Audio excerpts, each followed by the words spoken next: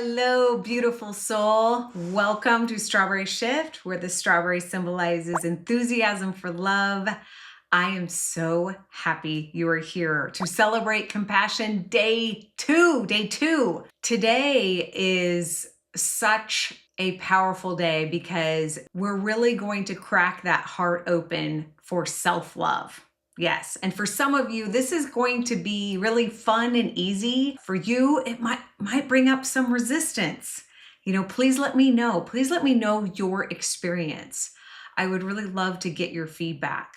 I know that for myself, when I did this process for myself, because everything I'm walking you through, I experienced first. I've walked other clients through. And so I've experienced it and I've also witnessed other people. This exercise that I'm going to invite you to take for day 2, it gets a variety of reactions. So for me, I gotta tell you, I love it. I love it because my brain does the opposite. So this exercise is refreshing. This exercise really helps me take a moment and acknowledge how I've grown and what I've been doing well and right. So if you have an inner critic that can be really harsh and mean, then you might really love this exercise, because I've had an inner critic that woo-wee. So here it is. We're gonna dive right in. What is something that you have feared that you no longer really fear? That's it. What's something that you have been afraid of that you're no longer afraid of? And why are we doing this? We're doing this because, again, you're gonna hear me reference this a lot. We live on a planet of fear. We live on a planet that's primarily like this energy and this darkness of fear and of lack and scarcity and greed and hatred and yucky stuff, right? But the beauty of all of that is, we got the yin and the yang. And in order for us to do our job with following our heart and to be able to spread love, we need to understand the process of overcoming fear. And there's no better way to really understand that wisdom of how to overcome fear than to reflect back on times in our life when we did it. Because I know you've done it. You're a human being on planet Earth. You've overcome fear. You have. And you might be like, Mandy, I can't think of anything. Did you learn how to ride a bike? If you learned how to ride a bike, you've overcome fear. Were you nervous on the first day of school? Were you scared on the first day of school? Then you've overcome fear. There's different levels, right? We all have different things and different levels, but I think we minimize it. We've been taught to minimize it. And here's the thing. We've been controlled. We've been taught to live in fear because, frankly, if we are scared, we're so much easier to control. If we really knew how powerful we are and we stepped into our power, well, then we're harder to control, are we not?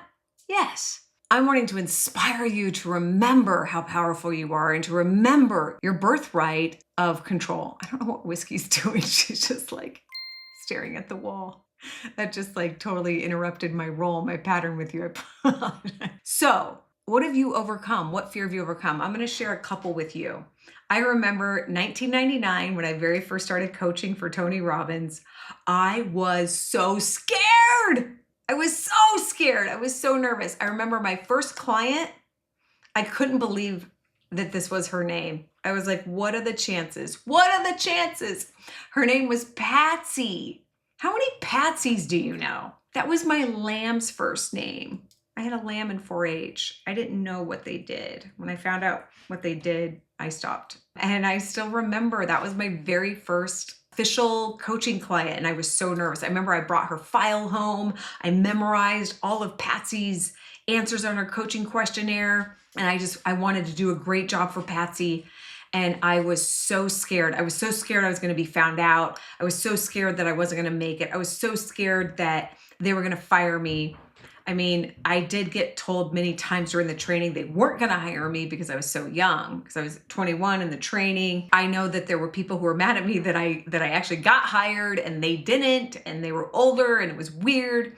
So it was like, oh my gosh, like, can I do this? Can I pull it off? I had so much fear, so much self-doubt.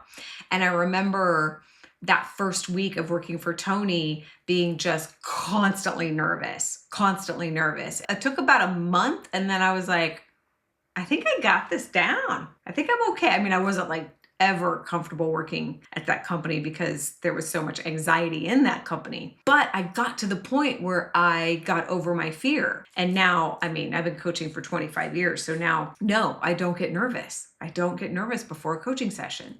So I was really nervous, really scared.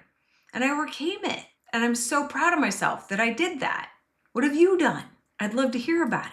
Another thing is recently I have been really scared to sleep alone at night. Before my husband and I separated, even when he would go on trips, I'd be scared to be home alone at night. And I would ask like a friend or a niece or a nephew to come over and sleep and have a slumber party because I was so scared to be in the house, even with whiskey. And I was embarrassed that here I am, this middle-aged woman, scared to sleep at home alone at night. But I started to have compassion for myself, which I'm going to take you through a process later on this week about that. I worked through it.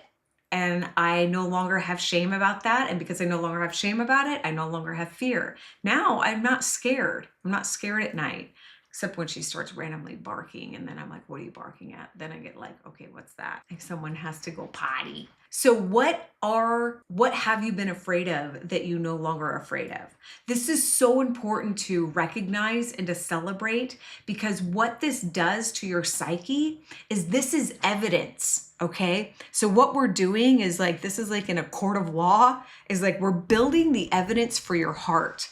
Because guess what?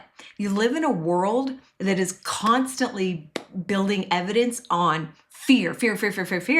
And so you going celebrate compassion, what this really is this is 21 days of detoxing fear. Maybe I should have called it that instead.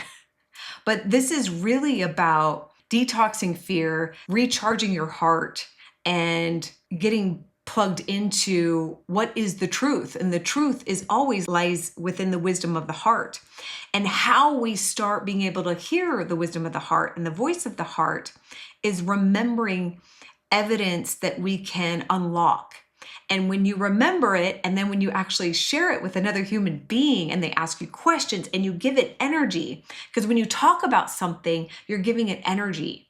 So me talking about this, it's giving it energy, right? Me sharing this to you is giving this energy. And so I'm remembering it. I'm feeling stronger, and I'm feeling, how do I point to the lion again? I'll get it one of these days. I'm reinforcing my courage. So welcome to day 2. I'm so happy you're here, and I can't wait to hear about what fear have you overcome. Take care, my friend.